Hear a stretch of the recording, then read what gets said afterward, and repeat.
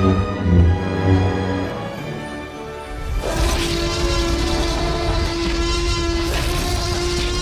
right, everybody, here we are for Now Showing with Mike and Wayne, episode 106. Wayne, 106 episodes we've been doing this.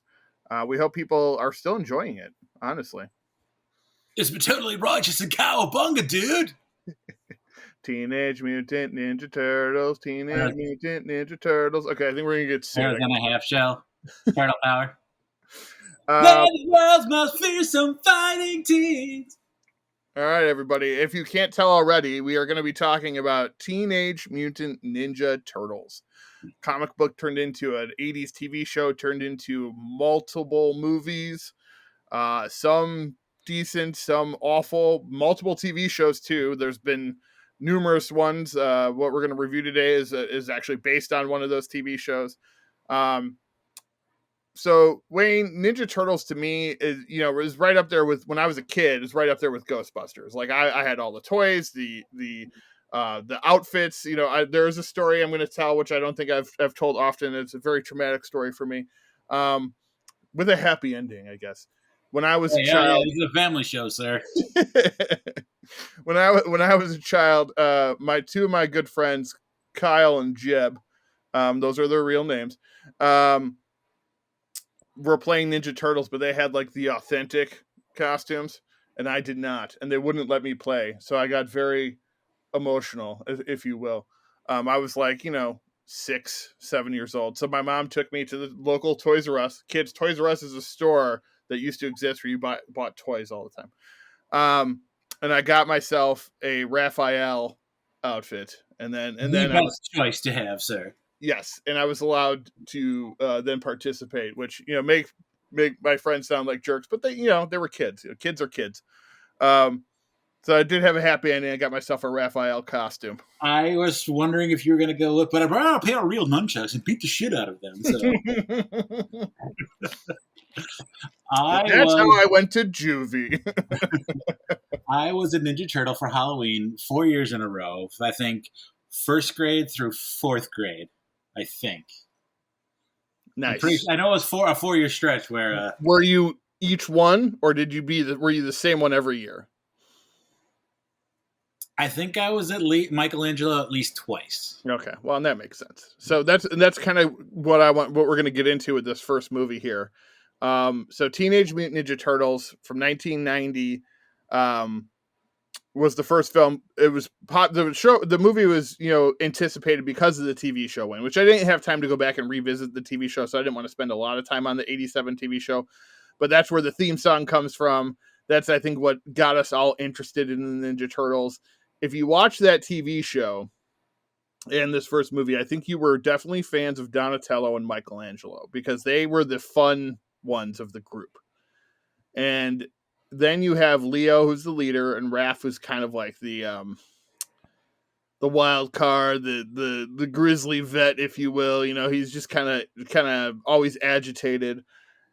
And this is what I wanted to talk about, Wayne. So I think when you're younger, you're more of a Michelangelo Donatello person. Yep. But when you get older, as I've gotten older, and I watched this first movie, I always find myself identifying more with Raphael than I do with the other Ninja Turtles. And I do want to point out too, I think it's great character development on the part of the director and the writers, because I think his character still shines through. And what it can technically be described as some cheesy, kids film, I guess, to a certain extent, but the characterization of Raphael, I think, is a very important part of this movie. It was directed by Steve Barron, written by Todd W. Langen and Bobby Herbeck, stars Judith Hogan, Elias Koteas, along with Brian Tochi, Robbie Rist, Corey Feldman, and Josh Pius. Now, Josh Pius is Raphael.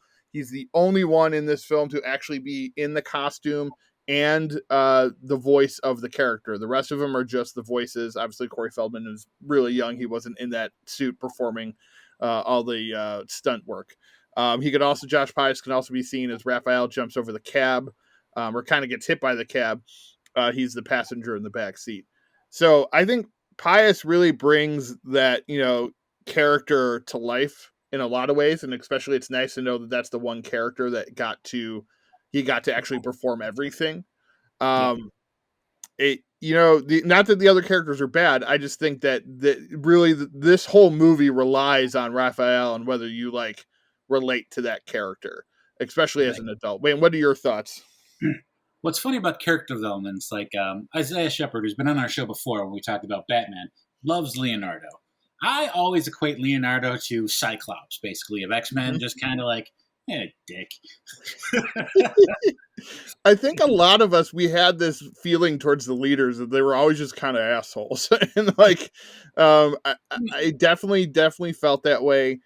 And like I said, as a kid, I was more of a Michelangelo Donatello guy. I think I like Donatello more because as when I was younger, purple was my favorite color, but now orange is what I consider my favorite color. So, um, you know, it just they were the fun ones, eating pizza, making jokes, especially in the next one. Then when we get to that one had a lot of humor. This one, has lots of funny parts, but it's also very serious at times. The emotional scene with Raph and Leo in the tub, like there's some scenes like. I watch this movie as an adult, and I'm like, wow, they expected kids to like resonate with this back when they were younger. Like, I get it now, and it's very emotional and very trying, but like as a child, I don't think I really recognized how serious it was.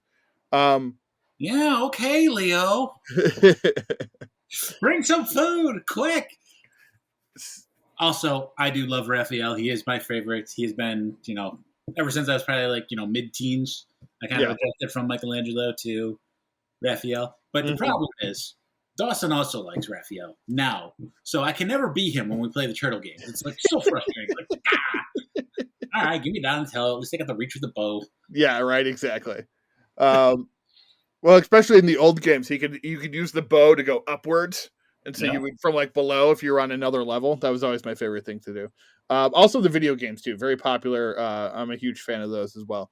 Yes. So yeah, I mean, this first movie I just rewatched it. It still holds up. I think. Yes, it's a kids film, and yes, they're in these big costumes and stuff, But even but in those big costumes, the action scenes are off the hook. they're Like, really good. The choreography is really good. and Um, one of the things, sorry, I didn't mean to keep cutting sure. you off. One of the things we didn't need to touch on is how much flack this movie got for being too violent. They're using their weapons to hurt the Foot Clan. Yeah, yeah, oh yeah.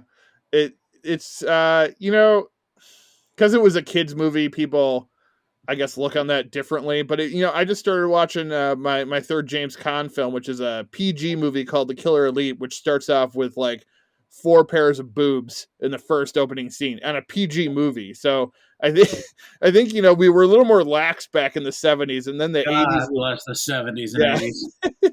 Well, then you get the '80s when Reagan started taking over, and that's where you had the moms against this, the moms against that, and I could definitely see them being upset with this being a PG kids movie and having some of the action and stuff and violence that it had, but it really, in comparison to other things, it's not that bad.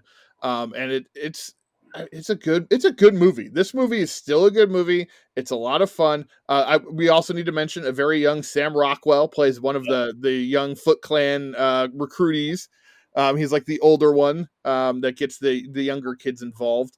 Yep. He's got some good screen time in there. But yeah, this movie went. I still had a good time with this one. 32 years later, and Yeah. it's still, in my opinion, it still holds up. This one and the second one are amazing. I'll go out there and say it right now. We're going to get into the second one in a little bit, but yeah, this first one, I mean, everything from the way Splinter talks. Sorry, that was a bad impression, but again, don't mean to. Yeah, Yeah, it's um, just it's just good. a lot of Top fun. down. Nothing I have to nitpick about. Also, Elias Koteas, we mentioned that he's in it as Casey Mhm. Jones. He is fantastic. Judith Hogue as April is also really good. Yes, Um, April with red hair and the yellow trench coat. yep, exactly. Spot Just the opening scene too, where she gets attacked and Raph loses his sai. Just all that stuff is just really really good. Again, it sets up just a good emotional kind of kids film that you don't really expect going into. But yeah, I really dug this movie. on. In closing, I still have never had a crumpet, and I still don't know how to play cricket. Very, If you see, know, you know. yes, exactly. All right. So the movie was a huge success, obviously.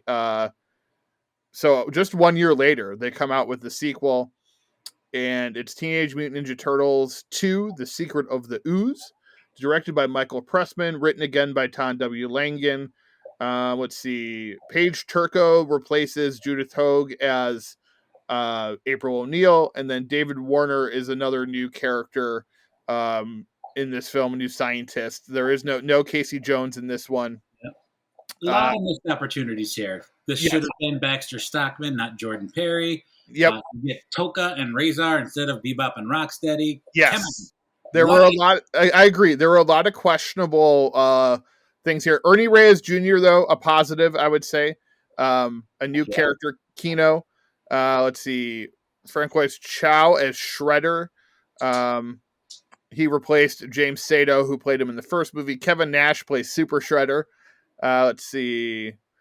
Michael Pressman is the news manager. Vanilla Ice as himself. Of course, everybody, if you're a fan of this, you know that. Michael J. White apparently makes an uncredited cameo as audience man that hangs with Kino. So, Ninja, ninja, rap, ninja, ninja, rap. go ninja, go ninja, go, go ninja, go ninja, go. Um, listen to the soothing sound of Mike and Wayne.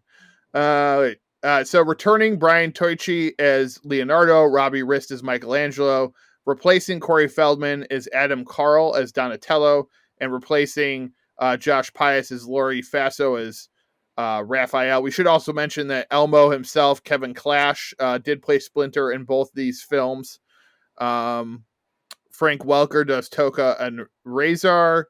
Michael McConaughey is Tatsu. That's another weird thing too. Is one of the actors was a Japanese actor, and I guess he must not have spoke English because he in both films he's dubbed over. Mm-hmm. So I thought that was an interesting choice too. Um, so you have the turtles. They there's a new enemy. Well, it's Shredder again, but there's more. When I say new enemy, he gets the ooze, and then he makes Toka and Razor, which are a snapping turtle and a wolf. Like Wayne said, in the comics, in the cartoons, and the video games, Bebop and Rocksteady were the two main like bullies they would fight all the time, and it was weird. I agree, it was strange that was not the choice they went, and like you said too, with Baxter, who ends up becoming a human fly. Um, they didn't use that either. They had so many things that they could have done, I think, to fit in with the original ideas of the story. But overall, very funny, entertaining. I love the sequence that Kino is first involved in, where they're fighting underground and they're pushing. Donatello is pushing the balloon. It's like, and then he pretends to be one of those moving clown balloons and stuff. And there's so many good one-liners. Again, it is watching it again, it is cheesier than I Yeah. remember, but it's still a good time. And the the final action sequence is really weird. Wayne, I don't know if you remember this, but he turns into Super Shredder. He destroys the bridge. They all fall in the water, and then the bridge crumbles beneath him, and then he's dead. Like it's just like there was like they don't even fight Super Shredder. It's just like he's there and then he disappears.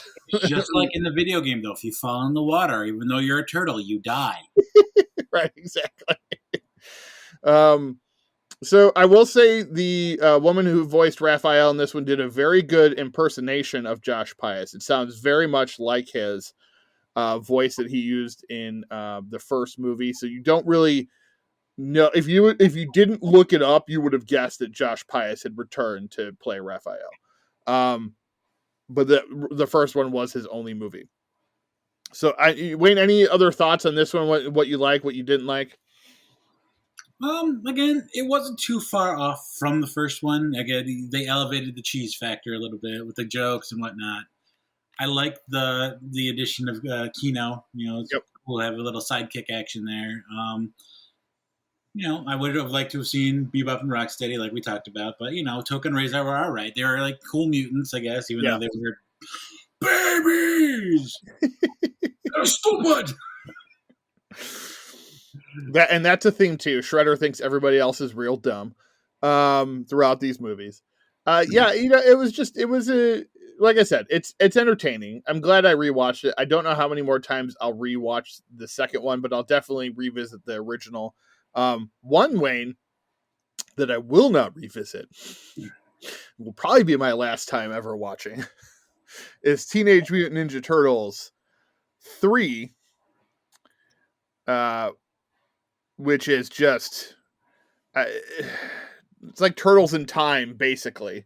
What is the actual name of that movie? Because having trouble finding it on IMDb. On Wikipedia, it just says Teenage Mutant Ninja Turtles 3, but I thought it was called something else. The Right. poster says Back in Time. So let's see if it says if there's original title. It debuted at #1 at the box office. Yeah, everybody's real excited about it. That's And the thing to understand too about these movies for people now is that these movies were like box office hits. yes.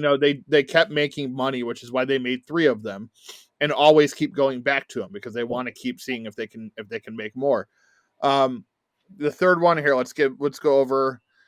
Unfortunately, Elias Koteas returned. Stuart Gillard wrote and directed it.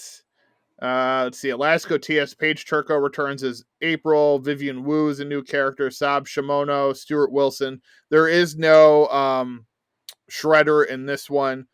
Brian Tochi and Robbie Rist both come back. James Murray is the new Splinter. It sounds very weird and just like he's trying to mimic Kevin from the last one. Corey Feldman does return as Donatello, and then Tim Kelleher plays Raphael Wayne. And I know you probably you didn't get a chance to watch this one, I'm guessing, and No, you should never watch it again. While, like I said, Josh Pius, I thought great voice, great accent. It was a New York accent, but it was authentic. The second one, good job of mimicking him. Third one, oh my fucking god. It sounds like someone, like a comedian doing a terrible take on a New York accent. The entire fucking movie. I couldn't do it. I'm like, oh my god, this is so awful. The rest of them sounded fine because obviously Michelangelo and Leonardo are the same characters. Feldman coming back as Donatello. So the other 3 are familiar. The Raphael voice was so awful. The Splinter voice was terrible. Premise: April is holding a magical staff, and so is someone else. I know, it's dirty. Everyone's pictured April holding their staff. She's holding this magical staff, and then her and this character from the, I don't know, like 1500s or whatever the time it is, maybe even earlier, they switch places. He goes into the future, she goes into the past, and so then the turtles realize that the thing has magical powers, so then they want to take it into the past to go rescue her. They were hoping that monks were going to take the spot of monks, but they end up taking the spot of the honor guard of the ruler back then, which is the father of the guy that is now in the future.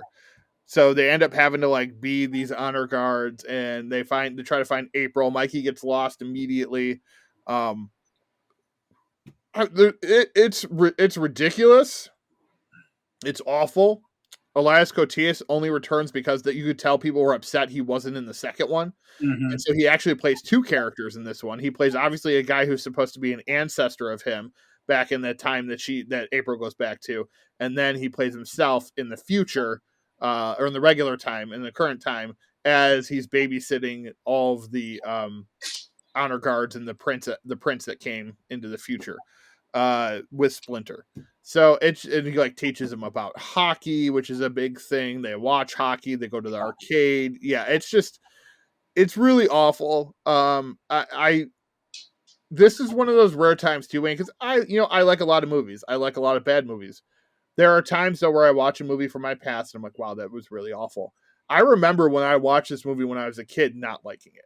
So that's how bad this movie was. Is I did not like it as a child, and I like it even less as an adult now. The thing that sticks out for me is just how bad the costumes look. Like just their eyes were like a lot bigger and a lot more Chuck E. Cheese like, and it was, not obviously we knew they were costumes in the first 2, but like these looked like as if I saw them in real life, I would know that was someone inside a costume. You know what I mean? Like it was like There was no realism to it at all. It looked very kid friendly, very much an animatronic like you go to Chuck E. Cheese and you see there. Um, yeah, so costumes awful, story awful, just everything about it is just bad. Yeah, It's oh god, I can't even like. It's just bad. it still made $54 million on a $21 million budget, though. So It was yeah, success. it was successful. I mean, obviously, it kind of stunted the franchise for a while there. Um, TV shows, video games, and stuff. I think still came out within that time of then and the next film we're going to talk about, which is the highly anticipated, decent movie in 2007. Wayne is the TMNT animated film. I don't know if you remember this one from the Weinsteins. Um, Chris Evans. It's Chris Evans played Casey Jones. Sarah Michelle Gellar was April O'Neil. Mako was Splinter. Other voices in it: Kevin Smith, Patrick Stewart, Ziyi Zhang, James Arnold Taylor. Nolan North played Michelangelo. Mikey Kelly, Mitchell Whitfield. So they went with the voice cast for the Turtles. They went mainly with regular voice actor people. I did get a chance to watch this one too. It's still entertaining. I like it enough. It's not something I really need to probably go back and watch again. I had not seen it since it came out. But it definitely is better than the third Teenage Mutant Ninja Turtles movie. That's for sure. It's more the one that identifies, Donatello. He's always been the science geek, but he's more the IT specialist, which definitely comes to play in some of the later movies as well. Raphael is the masked vigilante known as the Night Watcher. So there's a lot of themes that stay true to the original Turtles, where Leo and Raph are always at each other's, egos, basically always fighting each other. Raphael or Leonardo is off on some journey in the beginning of the movie that April runs into him in like Brazil or something, and then he comes Right? back. Yes. Yeah, it's a good movie. It's entertaining. It's definitely a good kids film. This is where the statues are coming to life, right? And they're fighting on top of a building. Yes. And Patrick Stewart plays the guy who he's immortal. You think he's the villain, but really he wants to just die. So it's essentially a movie about a guy who wants to commit suicide, but can't do it unless he brings all these stone statues back to life and then gets rid of them by making them all mortal. It's kind of a dark, when you explain it like that, kind of a dark story. But it works. I think the important thing with the Ninja Turtles is you have to get the characters right. And if you get those four right, a lot of the other stuff doesn't matter as much. And I think that's what makes this movie work, is the Turtles are done pretty well. And I think people enjoyed this one when it came out. It did pretty well box office wise. I think I just saw 95 million on a 42 million budget or something like that. So it did real well. So wait, what are your remembrance of TMNT? I was just appreciative of it, that it's something new that was done well with thought. Yeah. Like the Turtles all had different personalities, and they were more than just one characteristic characters, if you will. Yeah. Michelangelo, dude, party on! Like he's still that to an extent, but there's just more than just surface level. Yes, agreed. The action was cool. I like that there, it wasn't like a complete, oh, here's Shredder and Krang again. Yay. So. So it's a good movie. The first three and that one are all on HBO Max, everybody. So if you want to watch them, you can go check them out there. The other two that we're going to talk about right now are on Paramount Plus. And those are the ones, or sorry, actually, I take that back. Wayne, you wanted to touch on the TV show, right, from 2012. So talk about that. Right. Again, preparing for this episode, there is so much Ninja Turtle content out there. Yes. A lot of the newer stuff is very, obviously geared toward the younger children, very loud and fast-paced and goofy and whatnot. And the 2012 to 2017 Nickelodeon version is very much that way. The animation, a lot of people were kind of iffy on because these are 3D. This is like 3D stuff. Yep. So, kind of different from the 2D stuff in '87 that we grew up with. But I actually really, really liked this series. they're basically the turtles. Donatello's still the smart one, but he's also funny and goofy, like Yeah. multi-level characteristics. Michelangelo's still like the party animal, goofy one that loves pizza. Well, they all love pizza, but Yeah. He this loves it the most, though. yes. Raphael obviously is still like the standout star of the four turtles for me because he is the strongest, the biggest. Mm-hmm. And then because that's the other thing we're talking about, turtle size and attributes and whatnot. This is the first one I can really remember where the turtles are definitely different in strengths and abilities. Yes. Leonardo's like the most battle savvy, I guess you could Yep. say. Raphael's usually always the strongest one. Michelangelo's usually one. He or Donatello are usually the smallest. Yeah. Donatello's usually tall and skinny. Michelangelo's short. That whole deal Mm-hmm. and aspect of it. Master Splinter has got a lot of personality and looks, I was going to say, looks the most like a Ninja Rat Master, but I don't know. It's just, there's a lot to talk about here, and I can't really do it all the justice, but Dawson, obviously my son, I've talked about him before, and I really like watching these. These are on Hulu, so every so often, I think there's 5 seasons, then you can go back and watch. Interesting is that some pretty notable names are connected to this. Sean Astin as Raphael, so awesome. Seth Green is the voice of Leonardo Yep. for a good portion of these. And I think after the first 3 seasons, he was voiced by Jason Biggs of American Pie fame, if you will. Nolan North returns to voice the Krang. Nice. Let's see who else. Rob Paulson from the original 1987 is back to voice Donatello. I believe he was originally Michael Lynn. He was a different turtle, but he was asked to come back, and he is now voicing a different turtle. That's cool. So that was cool. Yeah, so a lot of Clancy Brown. We've talked about him. Yep. Classic villain. He is the voice of Razar, whatever you want to call it. Oh, so. Yeah. There, yeah. I remember watching some of this with Donovan. We never went on a full binge of it, but they had some dinosaur episodes and stuff. Like one where they traveled back in time. Yeah. So toward the end, they got out there. So like the first 3 seasons are kind of like well contained, and then 4 and 5 is like, oh, they're in outer space and they're traveling in time. Yeah, it was a fun series. I remember him liking it and us enjoying it. All right, so I like the characterizations you gave of their size and stuff in that one because that kind of relates to the next 2 films. Yes, because they really took that into the 2 Paramount Michael Bay produced films. Jonathan Liebesman directed Teenage Mutant Ninja Turtles in 2014. Now, I'm gonna start out by saying a lot of people were very critical of these 2 films. I really enjoy these 2 films a lot. I think they nailed the turtles correctly. I do think Casey Jones, played by Stephen Amell, is terrible in the second movie. I don't know how much of that was him or if that was it just seems like bad casting to me. Yeah, it really did. Because and it's not because I always thought too that Megan Fox was not good in the second one, but I don't think it's her. I think it's just the fact that she's playing off of him a lot, and he just doesn't know what the fuck he's doing. Because in the first movie, I was watching it again last night, and I was like, wow, I'm like, she's actually pretty decent in a lot of these scenes. Like she gives a pretty decent performance as April O'Neil.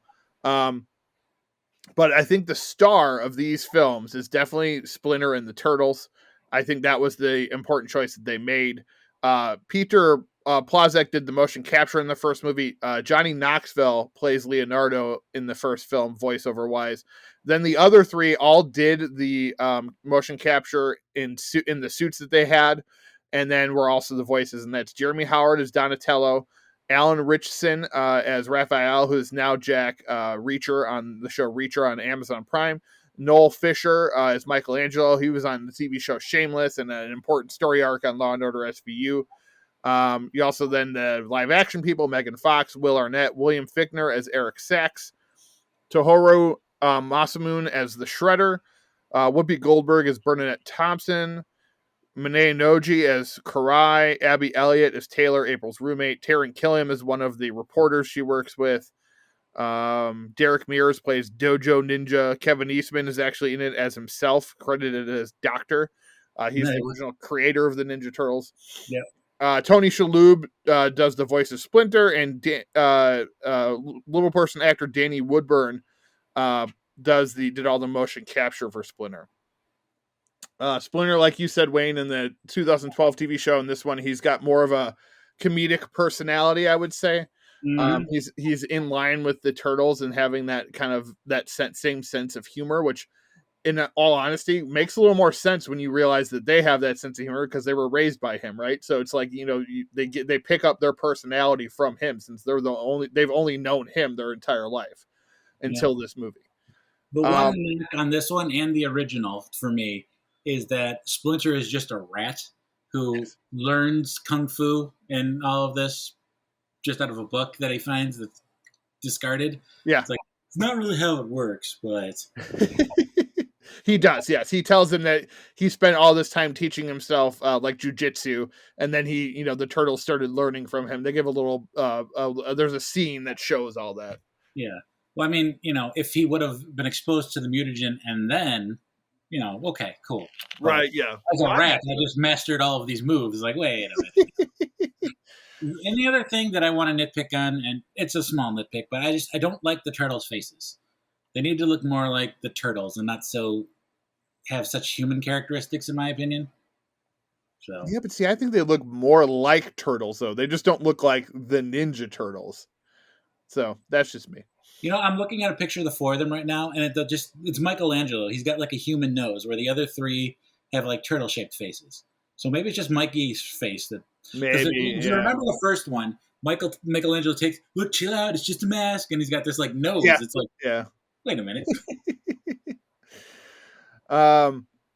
Yeah. Anyway, and there are a lot of people that have a lot of gripes with this film. It earned $493 million on a $125 to $150 million budget. Obviously, this was the first time that we get to see the Teenage Mutant Ninja Turtles in a live action film, like Transformers, like Iron Man, where lots of explosions, lots of fighting and action and driving down hills. And one of my favorite scenes is when when Raph and April go to save the other three when they're being held captive, and then they have to go. They basically take this giant semi truck down the side of a hill. I thought that was awesome. That was like one of my favorite scenes of that movie. Yeah. But like I said, to me, it was all about the personality of the turtles, and I think they got the personalities correct.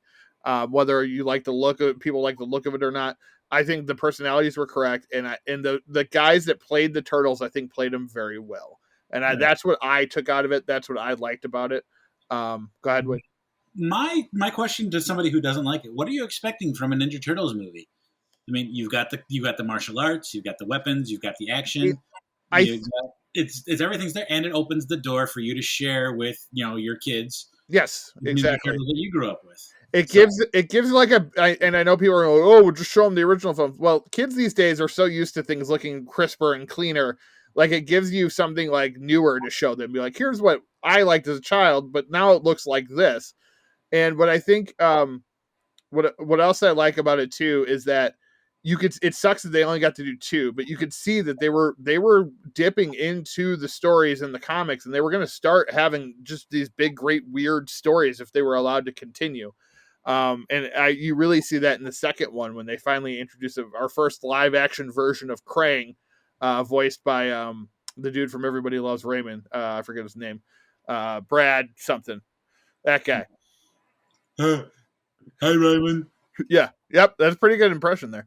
So, you got the first one where they have to basically come together as a team, fight Shredder, and Eric Sachs, and who are trying to basically like turn everybody into mutants, I think is the idea. And then in the second one, Krang wants to come and take over the world. So the second one, you get the big take over the world story. Laura Linney joins the cast along with let's see here. I'll bring that one up real quick. Stephen Amell as Casey Jones, who, like, I'm not a huge fan of him in this movie. I like him. I just didn't like him in this movie. Brian T. Takes over as the Shredder. Tyler Perry as Dr. Baxter Stockman, which the only thing I wish, Wayne, is that we would have got to see him as the Fly. Thank you. Yes. But I did like that. I think that was probably what was going to happen in another movie. They just didn't get a chance to make a third one. Brad Garrett. Brad Garrett, there you go. But yes, we finally get Bebop and Rocksteady done Yep. pretty well. I appreciated that a lot.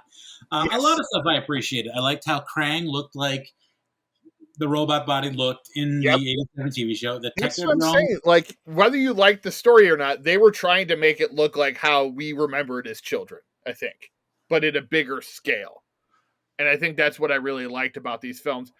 Pete Plasiak takes over doing the voice work of Leonardo, as Johnny Knoxville did not come back for the sequel. Everybody else returned, and then you have Sheamus from WWE as Rocksteady and Gary Anthony Williams, a character actor playing Bebop, who, like you said, Wayne, look really good. Their characterization I thought was really good. Lots of good funny moments between them and the Turtles.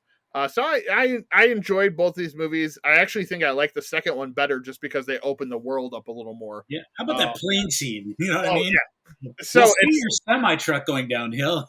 yeah. Well, that's just it. Like they're like, what did we do? We did that, so we have to do something else. So yeah, the whole them jumping out of the plane and then landing on the other plane, and then the Rocksteady accidentally shooting the cockpit away, so there's no way to land the plane, and it was just insane how all that worked. But yeah, just really, I think to me, really entertaining film. So I know people were very critical of these movies, but I really did like these. And was disappointed that we didn't get any more. I don't know that we'll get any more live action ones. I know next year, about a year from now, the Seth Rogen, Evan Goldberg animated one will come out in theaters. All right. Well, that being said, let's get to our review of the week, dude. All right. So this week, we're talking Ninja Turtles because there is a brand new Ninja Turtle film on Netflix, which is based on a TV show from 2018. I believe it was Nickelodeon again, right?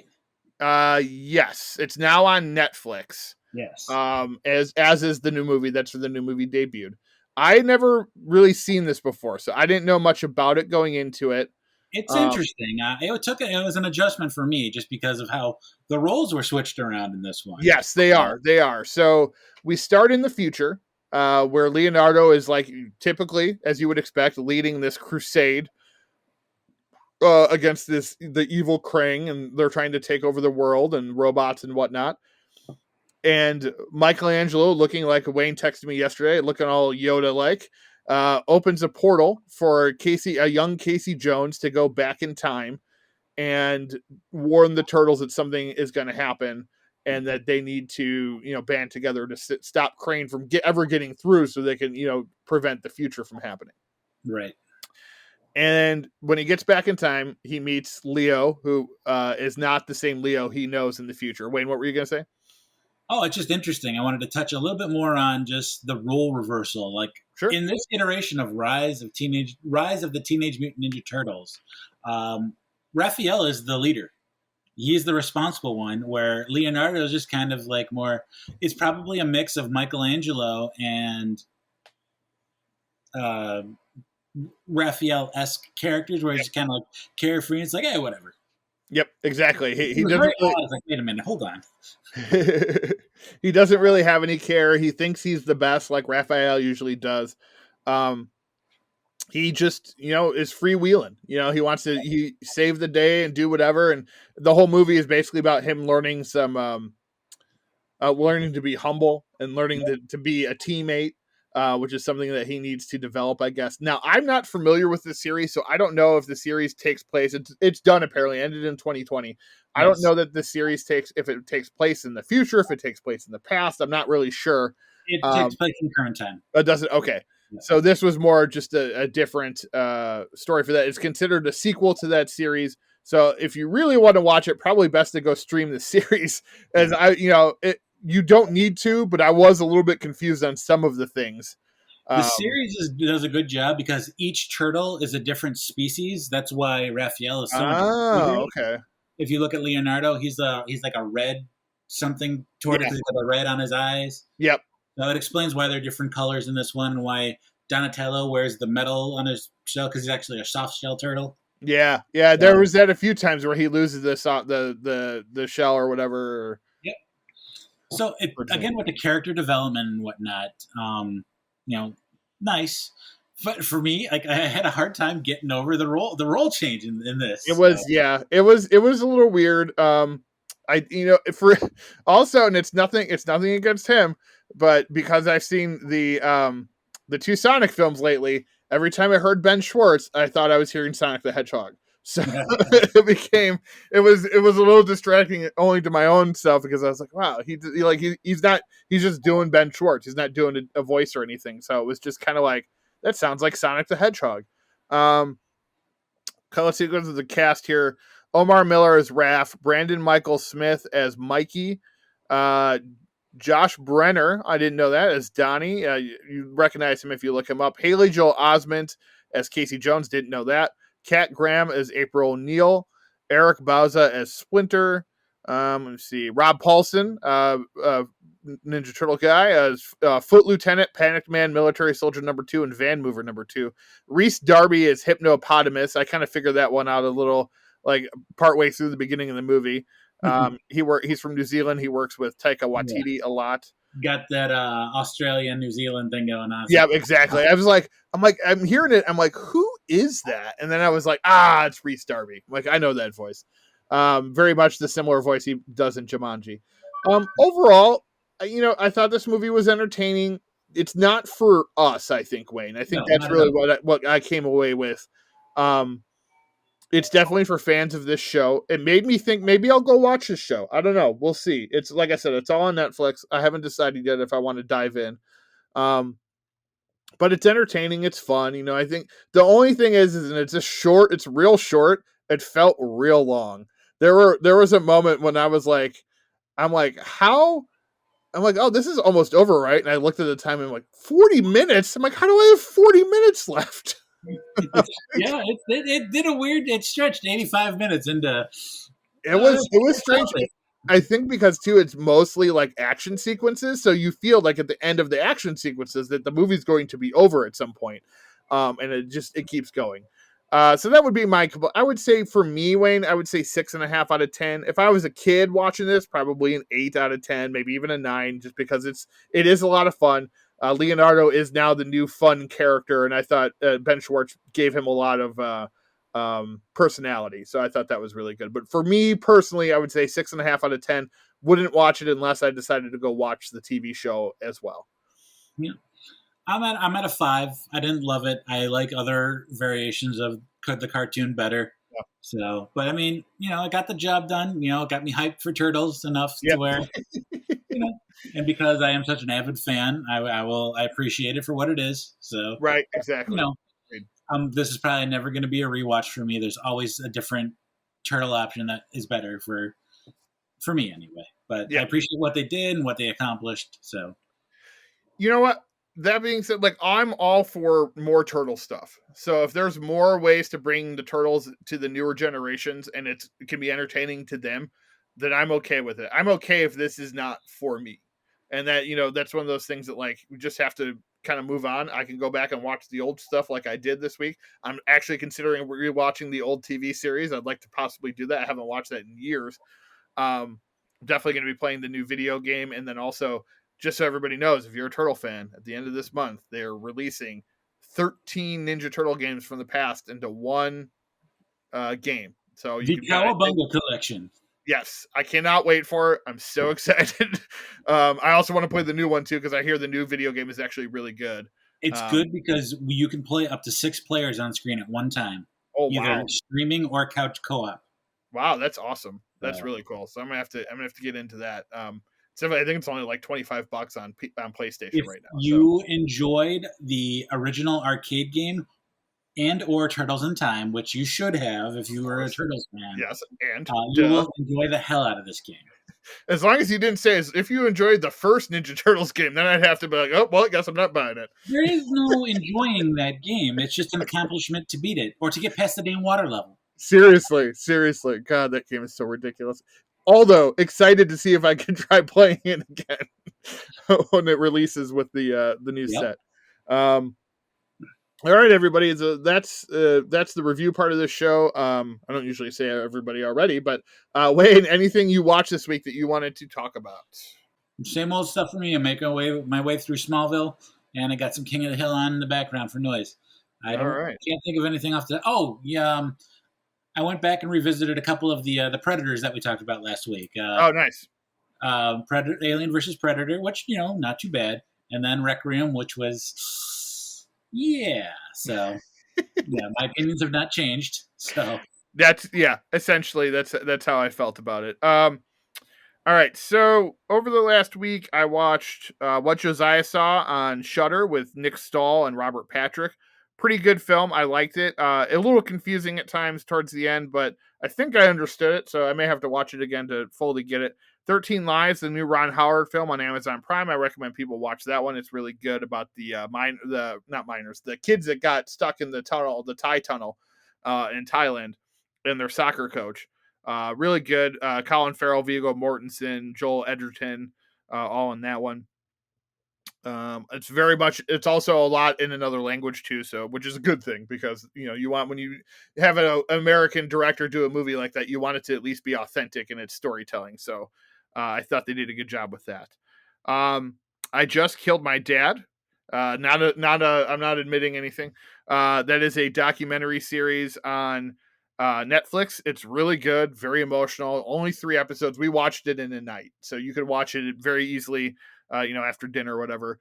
The Secrets We Keep with Numi Rapace and the guy from Suicide Squad, Joel Kinnaman, and pretty good. I liked it. Chris Messina also in it. I enjoyed that one. It's on Hulu if you guys want to watch that one. And then I rewatched The Black Phone, which, if you've been paying attention to my social media, I've been pumping this movie up. It is now on Peacock. Everybody should watch it. Wayne has seen it. He liked it. I tried to get my wife to watch it. 5 minutes in, she was passed out. Nothing to do with the movie. She was just extremely tired.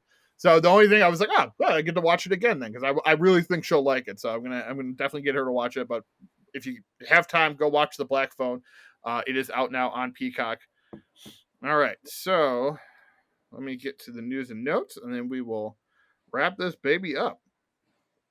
All right.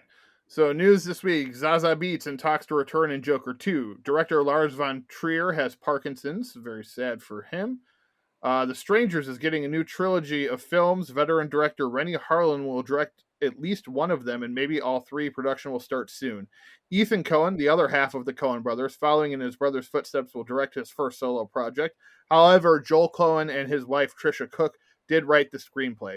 Margaret Qualley and Geraldine Viswanathan will star. Franco Nero, original Django, will play the Pope in Russell Crowe's The Pope's Exorcist.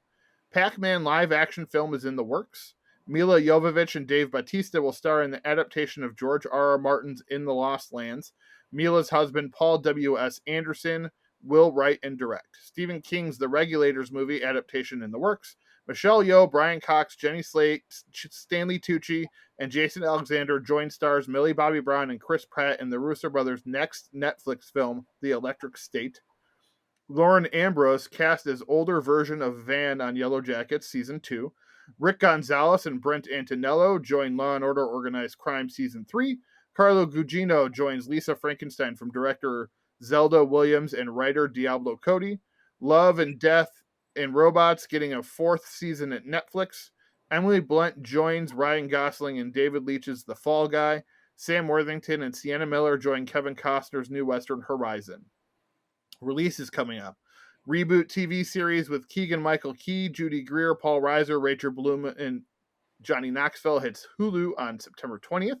Sonic the Hedgehog 3 will come out December 20th, 2024. Catherine Called Birdie from Lena Dunham and starring Bella Ramsey from Game of Thrones and Andrew Scott hits theater September 23rd and Prime October 7th. Rick and Morty Season 6 debuts September 4th on Adult Swim, and Kung Fu Panda 4 hits theaters March 8th, 2024. Deaths this week. Roger E. Mosley, the original actor from Magnum P.I., or one of the original actors from that show, dead at 83. Denise Dowse, Beverly Hills 90210 and Insecure, dead at 64. And two of the bigger names, Olivia Newton-John, passed away from cancer at 73. And then Anne Heche from the car accident she was in a week ago, passed away at 53. Rest in peace to all four of those people. Very tragic in the Anne Heche story. The woman lost her house, Anne Heche lost her life. Very tragic scenario there. So, yeah, that's our show for the week, everybody. We are probably going to go down to doing just one movie a week to kind of tailor make the episode to that week. So hopefully you'd like this somewhat new format. I wouldn't say it's a new format necessarily, but an altered format. So Wayne, any final thoughts for the week? As always, thank you for sticking with us. If you've made it this far into the show, there's no reason why you shouldn't have, because Ninja Turtles are awesome. But in all seriousness, we appreciate it very much. Yes, we do. Thank you to everybody for listening. Go watch all the Teenage Mutant Ninja Turtles you can. They are streaming pretty much everywhere that you should hopefully be able to access them. All right, everybody. Thank you for listening to a new episode of Now Showing with Mike and Wayne. Reagan, the actor? Hasta la vista, baby. Hey, everybody, we're all gonna get laid.